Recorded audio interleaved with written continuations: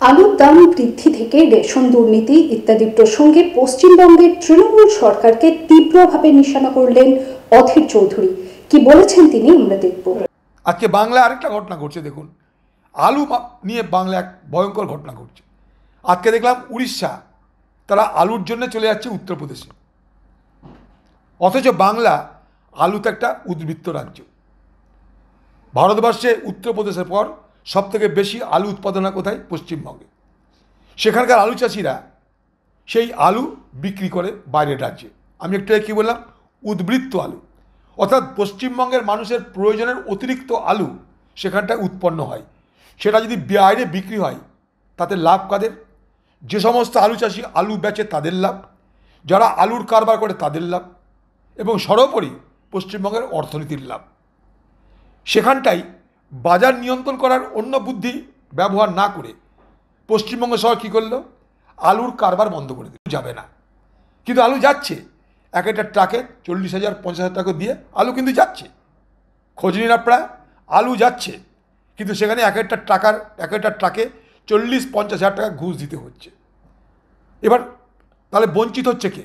এক, আলু চাষিরা বঞ্চিত হচ্ছে, দুই, আলুর কারবারিরা বঞ্চিত হচ্ছে। কিন্তু পশ্চিমবঙ্গে আলুর তো অভাব নেই। আলুর অভাবটা তৈরি হলো কেন? বাজারে দর বাড়লো কেন? সেই গভীরে কেউ গেল না। কিন্তু শুধু উপর বাজারে সংকট, আলুর দর বেড়ে গেছে, এইসব করে তাকে কোপ মারতে হলো কোথায়? বাণিজ্যটাই, ব্যবসাটাই। কারণ সেখান থেকে পয়সা কামাতে হবে। আজকে উড়িষ্যা পাশের রাজ্য আমাদের, সেখানকার মানুষ আলু পাচ্ছে না, তাকে উত্তরপ্রদেশ যেতে হচ্ছে। কার লাভ হলো বলুন? এবার সেখানকার আলু কে খাবে, কে কিনবে? সেখানকার আলু চাষিরা তাদের সস্তায় আলু উৎপাদন করার জন্য রাজ্য সরকার কোনো মদত করে না। সেখানে বীজের দাম কমায় না, সারের দাম কমায় না। আলুর যদি দর পড়ে যায়, আলু চাষিদের কাছ থেকে বেশি দামে আলু খরিদ করা হয় না। অথচ তাদের বাণিজ্যকেও আমি করতে দেব না। কেন? আমাকে বেপথে রোজগার করতে হবে। কি চলছে বাংলায় বলুন? বাংলায় আলু উদ্বৃত্ত, অথচ পাশের রাজ্যগুলোতে আমরা আলু দিতে পারবো না। ঝাড়খণ্ডে যাবে না, উড়িষ্যায় যাবে না, বিহারে যাবে না। লাভ কী হলো তাহলে আমাদের? সেখানকার আলু চাষিরা তারা তাহলে লাভ থেকে কেন বঞ্চিত হচ্ছে? সরকারের কোনো পলিসি আছে বাংলায়? জল আসছে ডিবিসি থেকে, বলে দিল যে ম্যানমেড বন্যা। ডিবিসির যে স্ট্রাকচার, ডিবিসির যে কমিটি, সেখানে রাজ্য সরকার থাকে, ঝাড়খণ্ড সরকার থাকে, কেন্দ্র সরকার থাকে। সেখানে প্রতিবাদ হচ্ছে না কেন? সেখানে যদি ডিসেন্ট নোট হয়, সে ডিসেন্ট নোট কোথায়? সেখানে প্রতিবাদ হচ্ছে না কেন? যেমন করে এখানে এসে বললো নীতি আয়োগ কমিটিতে আমাকে বলতে দেওয়া হয়নি, ঠিক একেবারে আরেক ঢপের রাজনীতি চলছে সেখানটায়। পশ্চিমবঙ্গের নদীগুলোর গভীরতা নাই, নদীর পার বাঁধানো নাই, বন্যা বাঁধাতে কী হবে? সেখান থেকে বাঁচতে নজর ঘুরিয়ে দাও। কেন্দ্র জল ছেড়ে দিল না বলে। তুমি তো একটা ভাগিদার ওখানকার। তোমাকে যদি না বলে করে, তুমি সেখানটাই প্রতিবাদের নোট দাও, ডিসেন্ট নোট দাও। সেই কমিটিতে তুমি বলো যে আমি এটা মানছি না। যখন মানছো না তখন এসে বলো বাইরে যে আমি মানলাম না। চালাকি করে কতদিন চলবে এগুলো?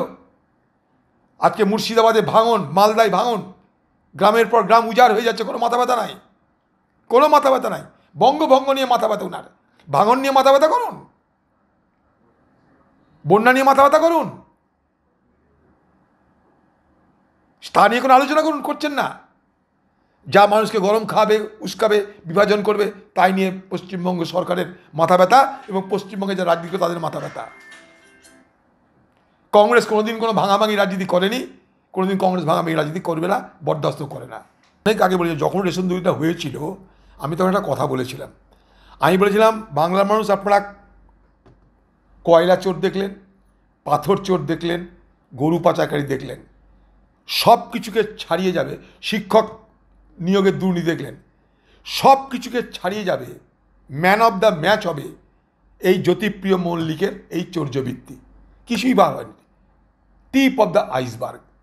এ বাংলায় বছরের পর বছর ধরে এত হাজার হাজার কোটি টাকা রেশন, সেটাকে বসে বসে কাগজ এদিক থেকে ওদিক করে পড়ছি ঘুরিয়ে চুরি হয়েছে। আপনারা জানেন কোভিডের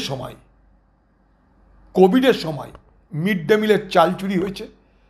ছাত্রছাত্রীরা, স্কুলের ছাত্রছাত্রীরা তারা খেতে পায়নি, তাদের ঘরে পৌঁছে দেওয়ার দায়িত্ব ছিল সরকারের, শুকনো খাবার। পশ্চিমবঙ্গে কোন স্কুলের ছাত্রছাত্রীরা শুকনো খাবার পেয়েছে আমাকে বলুন তো। এটা টিপ অফ দ্য আইসবার্গ, বরফ শৈলের এটা মাথা। Jyotipriya Mallick man of the match হবে দুর্নীতিতে। আর এই দুর্নীতি দিদির অগোচরে ঘটেনি, দিদির জ্ঞাত অবস্থায়, সরকারে যারা মাথা তাদের জ্ঞাত অবস্থায় এই লুট হয়েছে। এটা পরিকল্পিত লুট হয়েছে, তার জন্য তৃণমূলের হাতে আজকে এত পয়সা। হাজার হাজার কোটি টাকা খরচা করতে পারে ভোট খরিদ করার জন্যে, লুট করতে পারে, ম্যানেজ করতে পারে, যা খুশি তা করতে পারে এই পয়সার দৌলতে। আর সেই পয়সার যেগুলো সোর্স, উৎস, সেগুলো হচ্ছে এই সমস্ত চর্যবৃত্তি। JD Hospital and Diabetes Institute, a multi-specialty hospital with care for life.